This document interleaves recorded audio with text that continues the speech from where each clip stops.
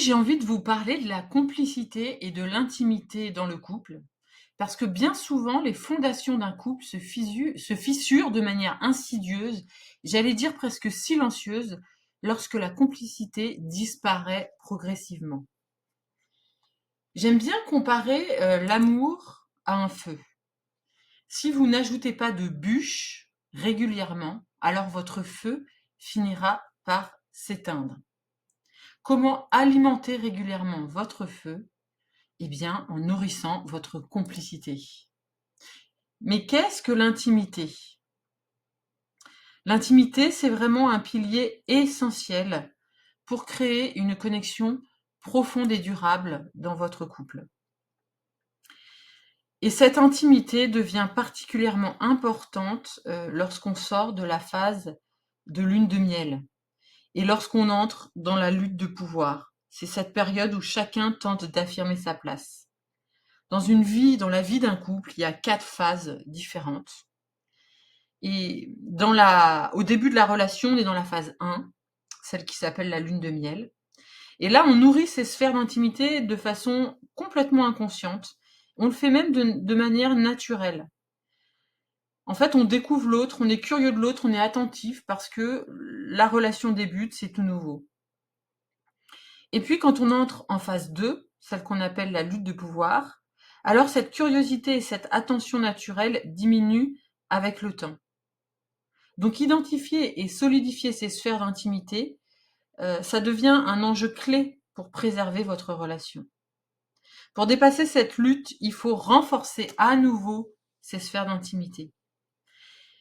Le problème, c'est que bien souvent, on n'en a pas conscience. On n'a pas conscience de ce qui se joue et du coup, on ne sait pas comment s'y prendre. Finalement, c'est quoi être en couple?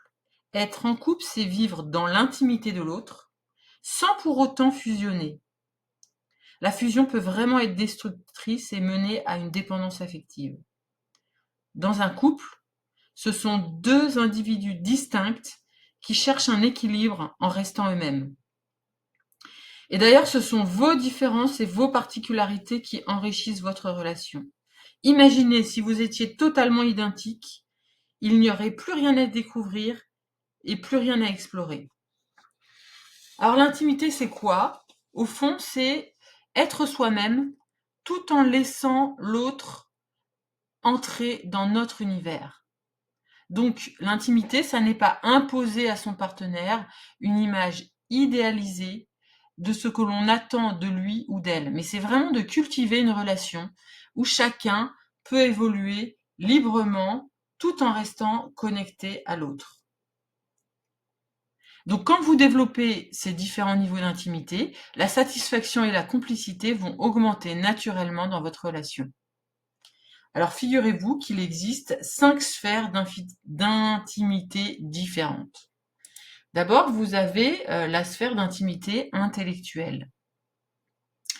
Donc l'intimité intellectuelle, c'est le partage de vos pensées, de vos idées, de vos expériences, de vos désirs, sans chercher à tout comprendre, ni à être toujours d'accord. L'objectif, c'est vraiment d'écouter sans jugement et d'offrir à l'autre un espace d'expression libre. Peu importe que vous ayez des niveaux intellectuels ou des opinions différentes. Ce qui compte, c'est vraiment l'échange et la curiosité. C'est ce dialogue qui nourrit cette sphère et renforce la complicité. Alors attention, parce que dans cette intimité-là, la connexion peut se fragiliser à partir du moment où l'un veut imposer sa vérité à l'autre.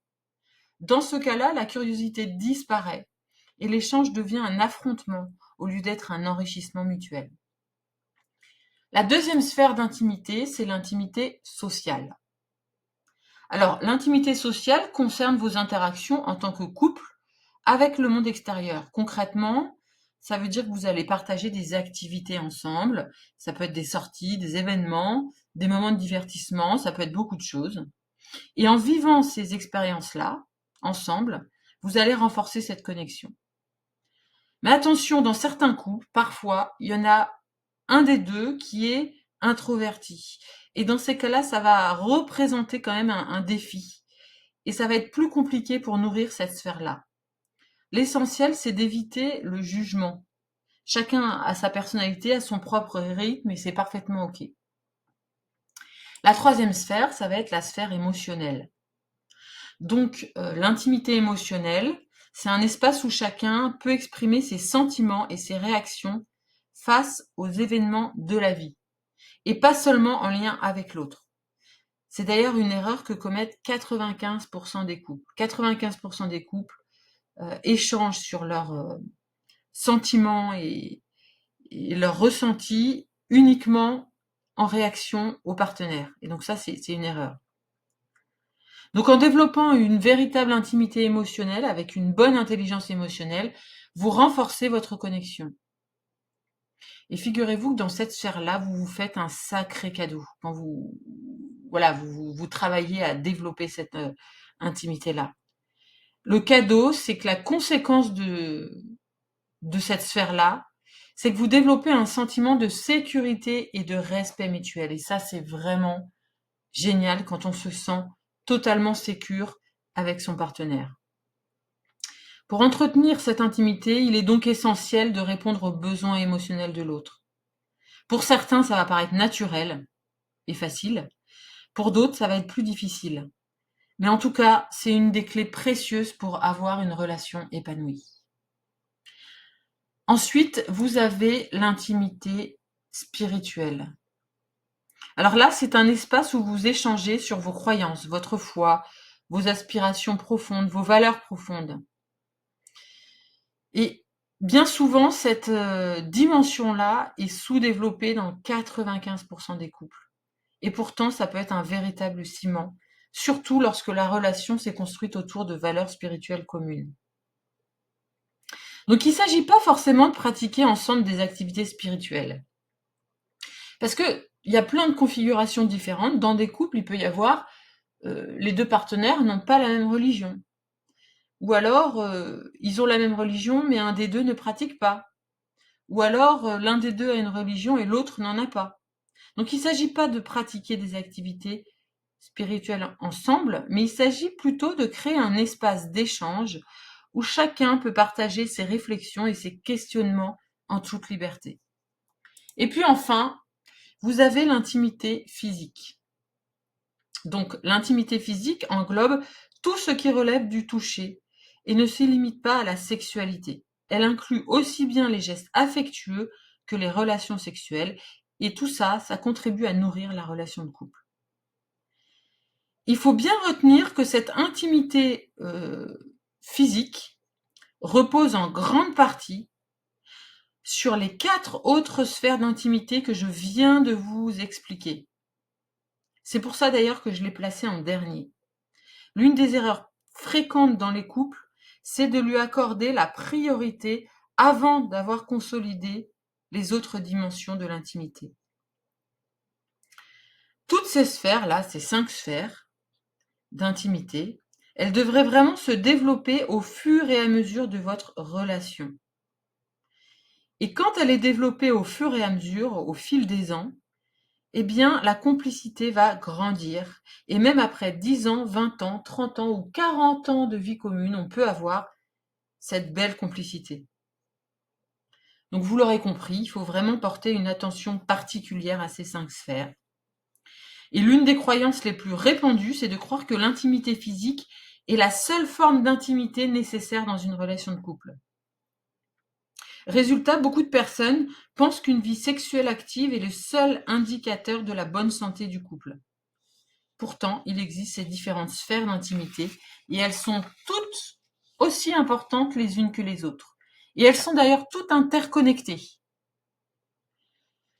Donc toutes ces sphères doivent être régulièrement nourries pour avoir une vie de couple épanouie.